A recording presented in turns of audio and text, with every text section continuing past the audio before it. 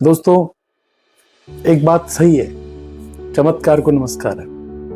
अब चमत्कार को नमस्कार है, मैं इसको आपको बताना चाहता हूं कैसे है। दोस्तों, बीकानेर में एक जगह है, उसका नाम है देशनोक। अगर आप कभी नहीं आए, आप एक विजिट करना।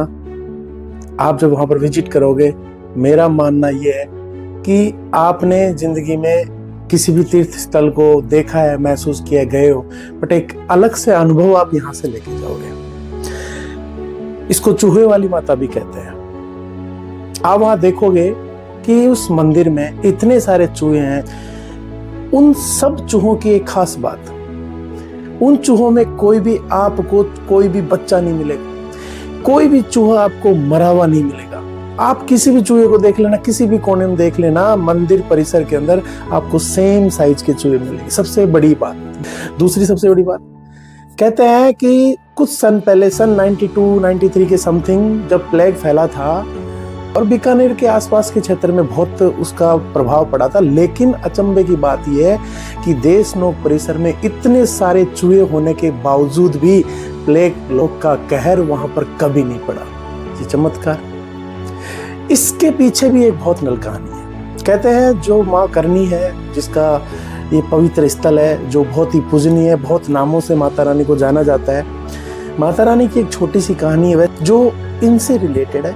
इन चूहों को काबा कहा जाता है। काबा का हिंदी अर्थ होता है करनी माँ के बेटे। मीन्स कि ये जितने भी चूहे हैं, ये इनके वंशज हैं। अब बात आती है कि ये वंशज की कहानी माता से कैसे जुड़ी। एक बार क्या हुआ, माता रानी का जो बच्चा था कोलायत नहाने गया था और वहां कोई इंसिडेंस हो गया। माता तो दिव्य रूप में थी, उनको तो पता था ये चीजें होनी थी, लेकिन घर पे लुगाइयों का माहौल था।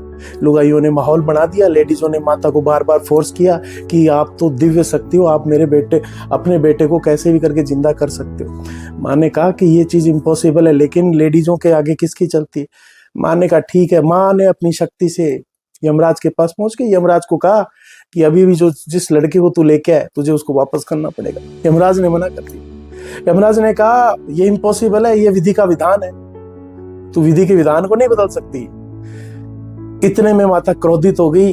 और आपने नाम तो सुना होगा, माता को एक नाम और भी है, उसको कहते हैं नारायणी माता। उसने अपना नारायणी रूप लिया तो यमराज, सारे देवी देवता हैरान हो गए उनके इस रुद्र रूप को देख के, और उन्होंने उनको शांत किया।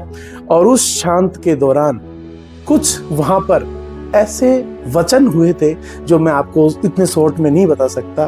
लेकिन उसी दिन माँ ने एक वचन दिया कि आज के बाद मेरा कोई भी वंशज होगा वो मेरे ही परिसर में रहेगा और मेरे ही परिसर में जन्म लेगा और मेरे ही परिसर में वो काबा बन के रहेगा।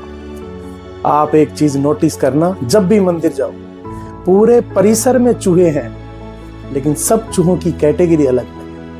कोई माता के मंदिर में है, कोई माता के सर चढ़ रहा है, माता के चरणों में है, कोई परिक्रमा में है, कोई बाहर है, कोई मंदिर से बाहर है।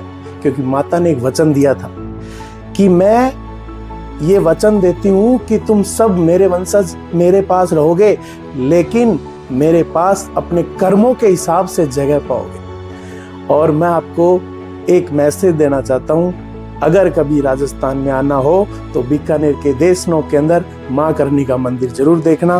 बहुत लोकप्रिय है और बहुत ही अनुभवशील मंदिर है। जय करनी माँ। Thank you.